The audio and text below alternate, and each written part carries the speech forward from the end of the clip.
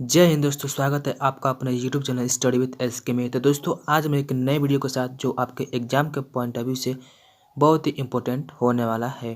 तो दोस्तों देखिए, जो अगर आप यहाँ पे एयरफोर्स, नेवी और MRSSR साथ ही साथ आप इंडियन कोस्ट गार्ड की तैयारी कर रहे हैं तो आप हमारे वीडियो को ज़रूर देखिए और चैनल को सब्सक्राइब करिए ताकि आपको यहाँ से हर एक प्रकार का नोटिफिकेशन मिले, ताकि आप अपने एग्ज़ाम को क्वालिफाई कर सके और बहुत एक कम समय में आप अपने एग्ज़ाम को क्वालिफाई करके और एक अपने वर्दी को प्राप्त कर सके, ताकि आप अपने मम्मी पापा का सपना पूरा कर सके। तो आइए दोस्तों, हम लोग विदाउट वेस्टिंग टाइम अपना क्वेश्चन स्टार्ट करते हैं। तो देखिए यहाँ पे आपका जो क्वेश्चन है, क्वेश्चन नंबर 1 लिखा गया है कि भारत का सर्वोच्च पर्वत शिखर है। यानी कि यहाँ पे आपका जो क्वेश्चन है उसमें पूछा गया है ये कि भारत का सर्वोच्च पर्वत शिखर यहाँ पे पूछा गया है। तो आपका ऑप्शन है क्या, धौलागिरी, नंगा पर्वत, नंदा देवी, केटू, यानी जो आपका केटू आस्टिन होता है ना, केटू गार्डविन होता है वो है। ठीक है, तो यहाँ पे जो आपका जो राइट आंसर है वो हो जाएगा क्या, आपका ऑप्शन नंबर डी, क्या यानी केटू गार्डविन। ठीक है, यानी केटू गार्डविन इसको क्या, ये किस श्रेणी में आता है, तो ये काराकोरम दर्रा के श्रेणी में आता है। ठीक, यहाँ पे पूछा है क्या भारत का ना, भारत का सर्वोच्च शिखर हो जाएगा तो ये हो जाएगा आपका क्या, केटू गार्डविन हो जाएगा, केटू गार्डविन या काराकोरम। ठीक है, और विश्व का पूछे तो आप लोग जानते हैं आप लोग। ठीक है, कमेंट करके बताइए कि विश्व का क्या हो जाएगा। ठीक है, देखिए, और ये जो आपका पूछे क्या भारत में, ठीक है, अगर भारत में पूछे तो क्या बताएंगे आप लोग। यानी देखिए यहाँ पे कितना इम्पोर्टेंट महत्वपूर्ण कितना बातें हैं, यहाँ पे एक वर्ड का बस यहाँ पे बदलाव किया गया है। ठीक है, देखिए आप पूछा क्या भारत का। ठीक है, अगर भारत का पूछेगा तो या तो क्या हो जाएगा केटू, अगर भारत में पूछे ना, भारत में यानी भारत के अंदर, तो वो आपका क्या हो जाएगा, नहीं कंचनजंगा। ठीक है, आपका क्या हो जाएगा, कंचनजंगा हो जाएगा। ठीक है, कंचनजंगा क्या भारत का हो जाएगा, यानी भारत में सबसे ऊंची शिखर क्या है, कंचनजंगा है, और भारत का केटू है। समझ में आया। ठीक है, देखिए, और ये जो आपका ऑप्शन ये धौलागिरी, ठीक है, धौलागिरी कहाँ है, आपका नेपाल में। धौलागिरी कहाँ है, नेपाल में, और अन्नामलाई जो होती है वो भी नेपाल में है। अगला क्वेश्चन देखिए, अगला क्वेश्चन देखिए दोस्तों, अगला क्वेश्चन ये है कि जापान में हिरोशिमा व नागासाकी, बहुत ही इम्पोर्टेंट ये शब्द है। देखिए, जापान में हिरोशिमा एवं नागासाकी पर किस वर्ष में पहली बार एटम बम गिराया गया था, क्या एटम बम गिराया गया था। ऑप्शन है 1941, 1944, 1945, 1946। तो यहाँ पे जब जापान के हिरोशिमा और नागासाकी पे जब पहली बार बम गिराया गया था तो उस समय कौन सा दिन यानी डेट क्या था उस समय का, ये पूछा गया। तो यहाँ पे जब का राइट आंसर है वो हो जाएगा क्या, यानी ऑप्शन नंबर सी, क्या 1945। यानी पहली बार, यानी क्या द्वितीय विश्व युद्ध में, ठीक है, द्वितीय विश्व युद्ध में जब युद्ध हो रहा था तो अमेरिका ने जापान के ऊपर, ठीक है, अमेरिका ने जापान के ऊपर 1945 में, यानी बोले तो 9 अगस्त, ठीक है, 9 अगस्त 1945 को, ठीक है, 9 अगस्त 1945 को आपका जापान के क्या, यानी जापान के नागासाकी पे आपका बम गिराया गया था।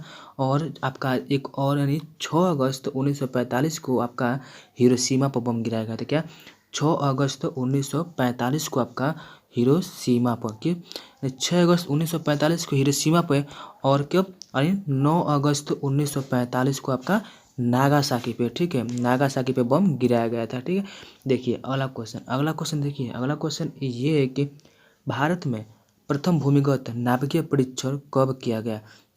यानी यहाँ पे क्या नाभिकीय परीक्षण के बारे में पूछा गया।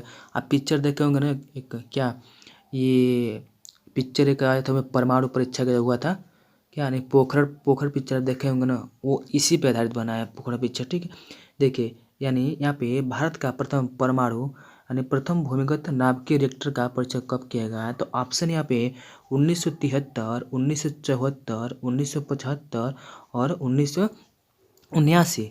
ठीक है, तो यहाँ पे देखिए जो आपको जो राइट आंसर है वो हो जाएगा क्या, यानी 1974, यानी 1974, यानी 1974 में राजस्थान के पोखरण में, क्या पे राजस्थान, पोखरण कहाँ पड़ता है आपका, राजस्थान।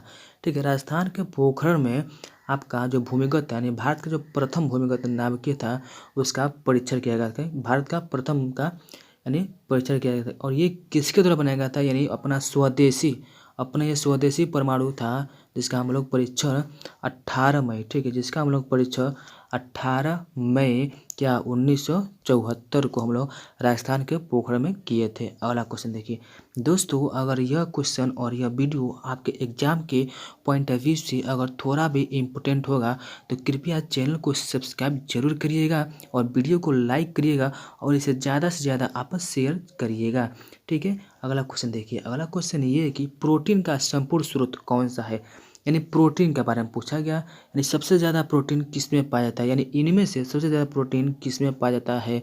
तो ऑप्शन यहाँ पे गेहूँ, चावल, दाल, हरी सब्जी, ठीक है।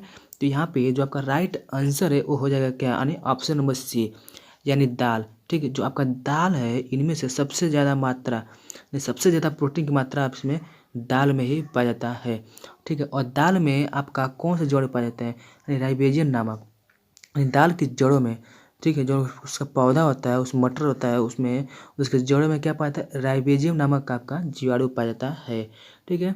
और ये आपका जो गेहूं और चावल है इसमें क्या आपका कार्बोहाइड्रेट पाया जाता है, ठीक है, इसमें क्या कार्बोहाइड्रेट पाया जाता है, इसमें कार्बोहाइड्रेट पाया जाता है। अगला क्वेश्चन देखिए, अगला क्वेश्चन ये है कि 15वीं सदी के अंत में भारत में वास्को डी गामा का पदार्पण, यानी वास्को डी गामा कहाँ आया था। ऑप्शन है आपका क्या, मंगलोर, कोचिन, कालीकट, गोवा, ठीक है। तो यहाँ पे जो आपका जो राइट आंसर है, ठीक है, यहाँ पे यानी जो क्या यानी पूछा गया क्या वास्को डी गामा के बारे में, यहाँ में पूछा गया कि वास्को डी गामा भारत में कब आया था। तो यहाँ पे कहाँ पे और कहाँ पे आया था, ठीक है। तो ये हो जाएगा आपका ऑप्शन नंबर क्या, ऑप्शन नंबर सी आपका राइट आंसर हो जाएगा। कहाँ पे, कालीकट, ठीक है। यह एक पुर्तगाली था, यह एक पुर्तगाली यात्री था, ठीक है। और ये कहाँ है आपका, कालीकट कहाँ है आपका, कालीकट कहाँ है आपका, गुजरात में, ठीक। और कब आया था, यानी 17 मई, ठीक है, आपका 17 मई 1498 में वास्को डी गामा कब भारत आया था, कब, 17 मई 1498 को वास्को डी गामा भारत में अपना पैर रखा था और वह भारत एवं यूरोप के बीच समुद्री मार्ग का दर्शन कराया था। अगला क्वेश्चन देखिए, अगला क्वेश्चन ये है कि क्रिकेट के खेल में दोनों विकेट, क्रिकेट के खेल में दोनों विकेट यानी विकेटों के बीच पिच की लंबाई कितनी होती है, ये पूछा गया क्या, पिच की लंबाई कितनी होती है। तो ऑप्शन यहाँ पे 22 गज, 23 गज, 22 गज, 21 गज, ठीक है। तो यहाँ पे जो आपका राइट आंसर है वो हो जाएगा कि यानी ऑप्शन नंबर सी क्या, 22 गज। जो आपका क्रिकेट का जो आपका क्रिकेट का जो पिच होता है ना उसकी लंबाई आपका गज में यानी 22 गज हो जाएगा, ठीक है। और अगर पूछे आपका मीटर में तो 20.11 मीटर होता है, कितना, 20.11 मीटर होता है। अगला क्वेश्चन देखिए, अगला क्वेश्चन ये है कि शरीर में इंसुलिन स्रावित करने के लिए कौन सी ग्रंथि उत्तरदायी है, यानी शरीर में इंसुलिन स्रावित करने के लिए किस ग्रंथि को जाना जाता है, ये भी क्वेश्चन हो सकता है आपका। ऑप्शन है पिट्यूटरी ग्रंथि, पीनियल ग्रंथि, थाइमस ग्रंथि और ये पेनक्रियास ग्रंथि, ठीक है। तो यहाँ पे जो आपका जो राइट आंसर है वो हो जाएगा क्या, ऑप्शन नंबर डी क्या, पेनक्रियाज। पेनक्रियाज यानी क्या, अग्नाशय, पेनक्रियाज यानी क्या, अग्नाशय हो जाएगा आपका, अग्नाशय हो जाएगा पेनक्रियाज, ठीक है, अग्नाशय। और ये अग्नाशय में किस मतलब किस प्रोटीन के साथ होता है, क्या, इंसुलिन पाया जाता है, ठीक है, अग्नाशय में आपका इंसुलिन पाया जाता है, ठीक है। अगला क्वेश्चन देखिए, और ये जो आपका जो पिट्यूटरी है ना, ये पिट्यूटरी ग्रंथि को हम लोग मास्टर ग्रंथि भी कहा जाता है। अगला क्वेश्चन देखिए, अगला क्वेश्चन ये है कि साइमन कमीशन का भारत आगमन सर्वप्रथम किस वर्ष में हुआ था, यानी जब साइमन कमीशन आया था उस समय भारत में कौन सी तिथि था। तो ऑप्शन है यहाँ पे 1930, 1928, 1925, 1919, ठीक है। तो यहाँ पे जो आपका राइट आंसर है वो हो जाएगा क्या, यानी 1928 में, यानी 1928 में साइमन कमीशन का भारत में पदार्पण हुआ था, ठीक है। और ये आपका 1925 से वहाँ पे काकोरी हत्याकांड हुआ था, क्या, काकोरी हत्याकांड हुआ था। और ये आपका जो 1919 है, ठीक है, यानी 13 अप्रैल को, ठीक है, 13 अप्रैल 1919 को, ठीक है, 13 अप्रैल 1919 को आपका क्या हुआ था, यानी जलियांवाला बाग हत्याकांड हुआ था 13 अप्रैल 1919 को। और देखिए आपका जो ये है ना, ये क्या बोलते हैं, इसका जो गठन हुआ था ना साइमन कमीशन का, ठीक है, साइमन कमीशन का जो गठन हुआ था वो कब हुआ था, 1927 में, ठीक। इसके एक साल यानी जब साइमन कमीशन आया था तो उसके ठीक 1 वर्ष पहले वो साइमन कमीशन का गठन हुआ था। और साइमन कमीशन का गठन होने के बाद ये 1928 में आपका साइमन कमीशन भारत में आगमन किया था। अगला क्वेश्चन देखिए, अगला क्वेश्चन ये है कि बहुत वेरी वेरी इंपॉर्टेंट है। ठीक है, ये क्वेश्चन आपके एग्जाम के पॉइंट ऑफ व्यू से बहुत ही इंपॉर्टेंट होने वाला है, तो इसलिए आप अभी के अभी पेन और कापी उठाइए और इसे आप नोट डाउन करिए, जटिंग डाउन करिए, राइटिंग करिए दोस्तों जल्द से जल्द।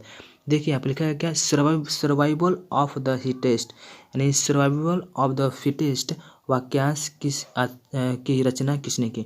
यानी कि यहाँ पे लिखा है क्या, यानी सर्वाइवल ऑफ द हिटेस्ट पुस्तक किसकी है। ऑप्शन है Richard मैसेल, Herbert Spencer, Albert McDonald, यहाँ पे चार्ल्स डार्विन। ठीक है, तो यहाँ पे जो आपका राइट आंसर है हो जाएगा क्या, यानी चार्ल्स डार्विन।